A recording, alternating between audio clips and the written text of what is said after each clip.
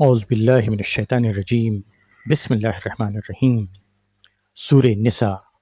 ترجمہ اور تفسیر، آیت نمبر 64 سے آیت نمبر 70 تک۔ ان آیات میں اللہ تبارک و تعالیٰ نے اللہ کی اطاعت اور اللہ کے رسول کی اطاعت کرنے کا حکم دیا ہے۔ ساتھ ہی ساتھ یہ آیات ہر مسلمان کو اخلاص اور قرآن و سنت پر مضبوطی سے عمل کرنے کی دعوت دیتی ہیں۔ وَمَا أَرْسَلْنَا مِن رَّسُولٍ إِلَّا لِيُطَاعَ بِإِذْنِ اللَّهِ وَلَوْ أَنَّهُمْ إِذ ظَّلَمُوا أَنفُسَهُمْ جَاءُوكَ فَاسْتَغْفَرُوا اللَّهَ وَاسْتَغْفَرَ لَهُمُ الرَّسُولُ لَوَجَدُوا اللَّهَ تَوَّابًا رَّحِيمًا فَلَا وَرَبِّكَ لَا يُؤْمِنُونَ حَتَّىٰ يُحَكِّمُوكَ فِيمَا شَجَرَ بَيْنَهُمْ ثم لا يجدوا في أنفسهم حرجا مما قضيت ويسلموا تسليما ولو أنا كتبنا عليهم أن اقتلوا أنفسكم أو اخرجوا من دياركم ما فعلوه إلا قليل منهم ولو أنهم فعلوا ما يوعظون به لكان خيرا لهم وأشد تثبيتا وَإِذًا لَّآتَيْنَاهُم مِّن لَّدُنَّا أَجْرًا عَظِيمًا وَلَهَدَيْنَاهُمْ صِرَاطًا مُّسْتَقِيمًا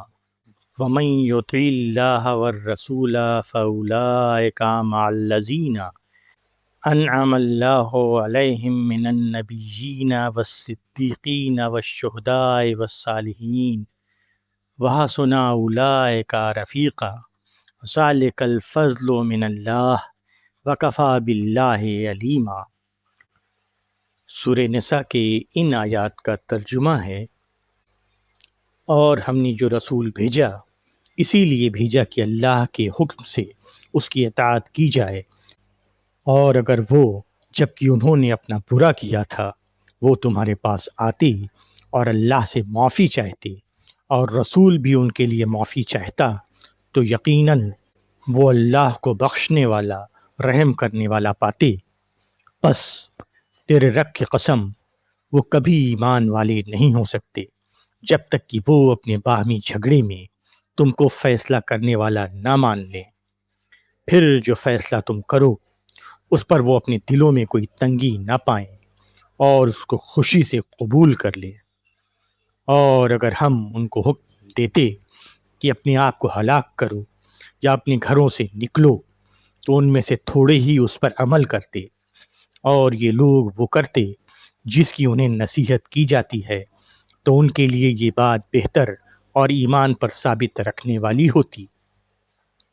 اور اس وقت ہم ان کو اپنے پاس سے بڑا اجر دیتے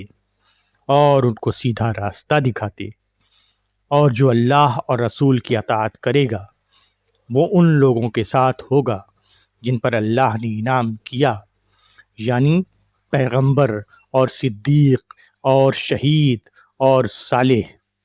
کیسی اچھی ہے ان کی رفاقت، یہ فضل ہے اللہ کی طرف سے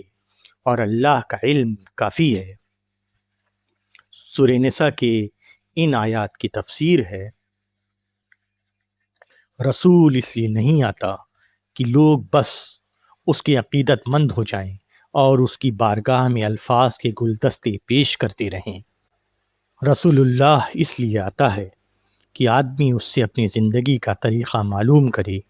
اور اس پر عملاً کاربند ہو۔ اس معاملے میں آدمی کو اتنا زیادہ شدید ہونا چاہیے کہ نازک مواقع پر بھی وہ رسول اللہ کی اطاعت سے نہ ہٹے۔ جب دو آدمیوں کا مفاد ایک دوسرے سے ٹکرا جائے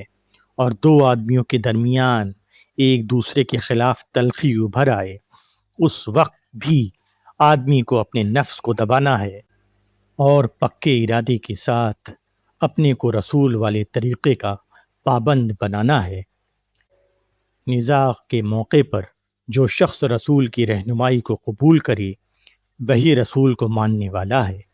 حتیٰ کہ رسول کا طریقہ اپنے ذوق اور اپنی مصلحت کے خلاف ہو تب بھی وہ دل کی رضامندی کے ساتھ اس کو قبول کر لے۔ وہ اپنے احساس کو اتنا زندہ رکھے کہ اگر وقتی طور پر کبھی اس سے غلطی ہو جائے تو وہ جلد ہی چونک اٹھے وہ جان لے کہ رسول کو چھوڑ کر وہ شیطان کے پیچھے چل پڑا تھا، وہ فوراً پلٹے اور معافی کا طالب ہو۔ جو شخص نفسیاتی جھٹکوں کے مواقع پر دین پر قائم نہ رہ سکے، اس سے کیا امید کی جا سکتی ہے کہ وہ ان شدید تر مواقع پر ثابت قدم رہے گا، جبکہ وطن کو چھوڑ کر اور جان و مال کی قربانی دے کر آدمی کو اپنی ایمان کا ثبوت دینا پڑتا ہے۔ نفس پرستی اور مصلحت پسندی کی زندگی اختیار کرنے کا نتیجے میں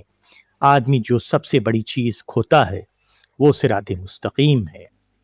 یعنی وہ راستہ جس کو پکڑ کر آدمی چلتا رہے یہاں تک کہ اپنے رب تک پہنچ جائے۔ یہ راستہ خدا کی کتاب اور رسول کی سنت میں واضح طور پر موجود ہے، مگر آدمی جب اپنی سوچ کو تحفظ کا پابند کر لیتا ہے